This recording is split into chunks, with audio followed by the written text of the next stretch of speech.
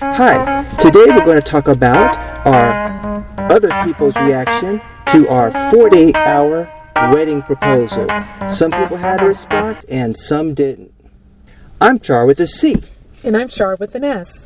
And we're not here to sell you something. We're here to share you something. So be sure to subscribe below and ring the bell, like with a thumbs up, and make sure you watch to the end. So some people had responses to our quick 48-hour proposal and some people didn't.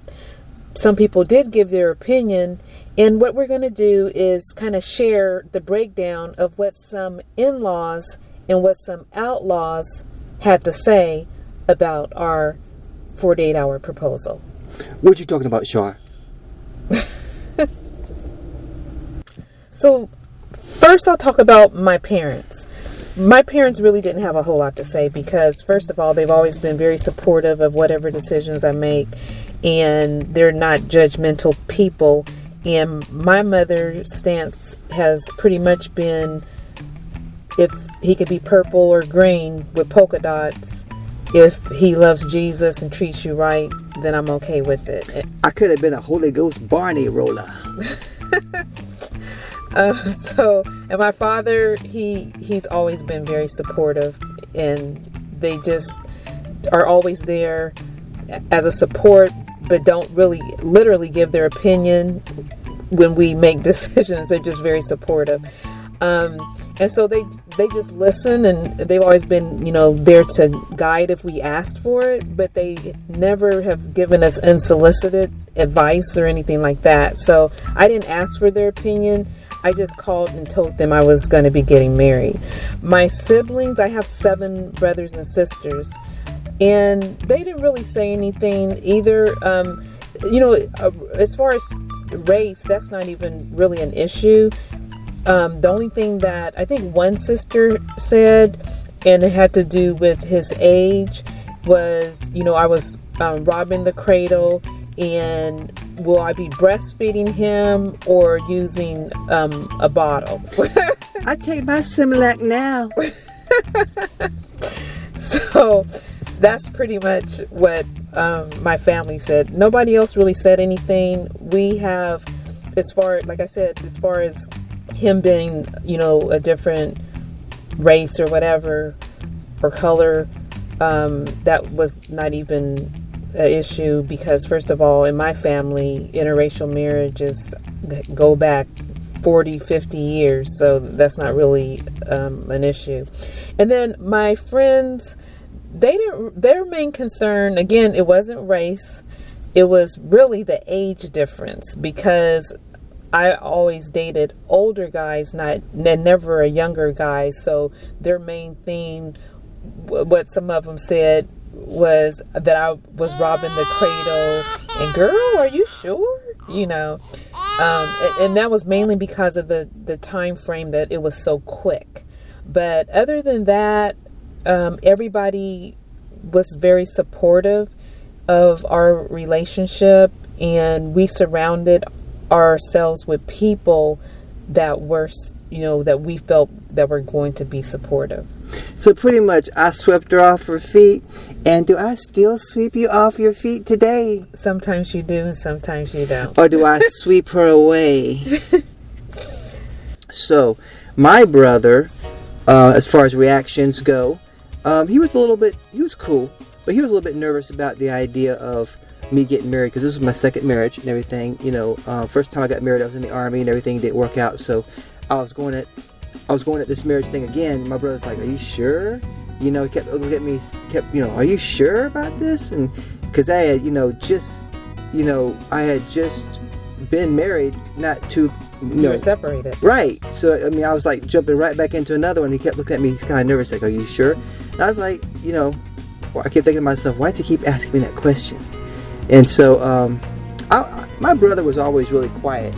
Growing up, he always kept to himself. He was an introverted type person. So, I could tell he cared about me as a person, and he wanted me to make sure I took my time, and made a good decision for myself. I didn't just rush into anything, because marriage is a big commitment. So, my brother, he wanted to make sure I made the best decision. And so I thank him for that, because if it wasn't for him asking me, "Are you sure?" I wouldn't have to. he made me think twice, but I knew I was making a good decision by marrying Char. And I was right there when he was asking you that too. So he wasn't trying to, say anything behind my back or anything. He was really concerned about, are you sure this is really quick or whatever. So that was his main, I think, concern about the quickness of it. And he voiced it right in front of me. My mom asked me a funny question about reactions. My mom had a funny question, Char. She said, she asked me, are you trying to get even with me for something I've done? I'm thinking to myself, I laughed. I said, of course I am, No, I'm just kidding. No, I wasn't trying to get back at my mom by marrying someone outside of my race, whatever my race was. I still have, when I met Char, I wasn't 100% because I hadn't found my biological mother yet. Char helped me find my biological mother, so I didn't really know, what race I really belonged to anyway. So to me, it didn't matter, But my mom was like, are you trying to get even with me about something I've done in the past? I said no. That wasn't even an issue. So for me, my mom also asked this funny question, and Char was there when she asked. She says, well, my mom says, I'm not a racist or anything, but I am from the South. I'm thinking to myself, now, what does that mean? Right. So that was the first time when he brought me over, which was probably a week after we met, and he proposed. So everything was very quick, but his mom was probably giving me the stank eye, looking at me all a little weird. But I mean, she kept, she asked Charles about getting even. That was in front of me. So it wasn't behind my back or anything. She said it right when I was there. And then she, would look at me and go, well, we're not racist, but we are from the South. She has a real twangy Southern accent or whatever. So, but that's all she really said. And we didn't, again, ask her opinion about us getting married. He just told her, I'm going to marry her. Right. I didn't let my mom or, dad or anybody say, hey, well, we don't approve, so don't, I didn't let anybody stop me from marrying the person I loved, pretty much. Right.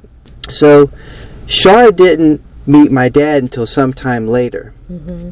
Yeah, it was probably, I don't know, it could have been a month or so later, I don't remember, but I met his father much later, and that's a whole nother story. Mm-hmm. And that is definitely more interesting because he definitely was very prejudiced. So I'll tell you that whole story at a different time. Okay, so we told you about the in-laws, and the in-laws included family and friends. So next are the Outlaws.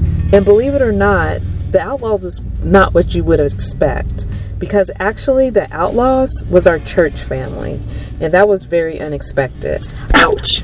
Yeah. The pain. I was very involved in our singles ministry at church. Char actually wasn't. I had just gotten saved, so I was really, I love my church family. Right. So he did get involved after we started dating. And when we weren't dating, everybody was cool with him. Hey, that's that white dude. Yeah, and they were cool with me too. But we went to an all-black church. Right. I was the only white guy there. He was, I think, the only white guy at the whole church. So once we started dating, and I don't know if we really told, everybody just saw us together. Then they started, and I brought him to, I used to volunteer and to help feed the homeless. I think it was every Sunday or twice a month. But anyway, Char started going with me, and he was volunteering with the youth detention children. Youth detention center. Yeah, and I was going with him. The church did that. Yeah. We went out. And so the brothers went out. Right. So anyway, what happened, I guess people then realized me and him were together, plus we would drive up together and everything. And so after church on Sundays, we would go to IHOP to eat. which we all the singles and stuff, and we all congregate and sit at tables together and laugh and all that other stuff. Well, so I brought Char, of course, and then all of a sudden it was like there was a circle and we were outside of it. And then everybody was talking about us, and then a few of the singles people came up. I can't remember what they said now because it was so long ago, but they asked me out, are we dating, or am I with him? And then some of them laughed. It was really stupid and high schoolish to me, because considering I was 28, and no, I was actually 29, and some of them were in their 30s, and I thought, and I'm from the Northwest part of the United States, so that's not, that's like, interracial couples are a dime a dozen, so it's not even a big deal. But so them acting funny and whispering and stuff like that, I thought it was very juvenile, and it was really ridiculous. So anyway, so what eventually happened is I started to feel kind of ostracized, and even some of the guys in the singles ministry. I remember there was an event, a baseball event in Charles. We both played and everything because we're both pretty athletic, and he, at church you call each other brother and sister. And I remember Char, who was not a church type person, anyway, he called some of the brothers brother, and they said, "You're not a brother," and it was just really strange and weird. But anyway, and then the final thing that happened that made me want to leave that church was, and I still love the pastor to this day, but I don't know if he had a really bad day with white people, but his whole sermon was, really literally putting down white people. And I was like, man, I have friends from, different races. And I was thinking, if I wanted to bring a white person to church with me, or even if we had a child, are they going to think, are they going to be racist against their own father or whatever? So I just said, we need to go to a church that's more mixed and more integrated. And really, that's when we left that church and found a new church. And it was very surprising to us that out of everyone who didn't really, we felt like accepted our relationship, it was the body of Christ. It was our church family. Mm-hmm. And so for us, instead of them being supportive, they became the outlaws. So in other words, you can come to our church, you can be a member, you can sing songs with us, you can worship, you can read the Bible together, you can even sit next to anybody you want, but hey, that's as far as it goes. Don't get serious with anybody in the church like that. It was just kind of felt like the dynamics kind of shifted there a little bit. But yeah. I'm thankful that we went through that, because it just made my love for Char so much stronger. So in everything, there is a lesson to learn. And our decision to get married was quick. It was unexpected, but it was our decision, and it was ours to make, not other people. And when we told other people about our plan to get married, we didn't go to them getting their opinion. We went to them and soliciting their opinion. We went to them sharing our plans. And so that's one of the lessons to learn, that when you have a plan that God's given you, that it's not for you to go to other people for that plan.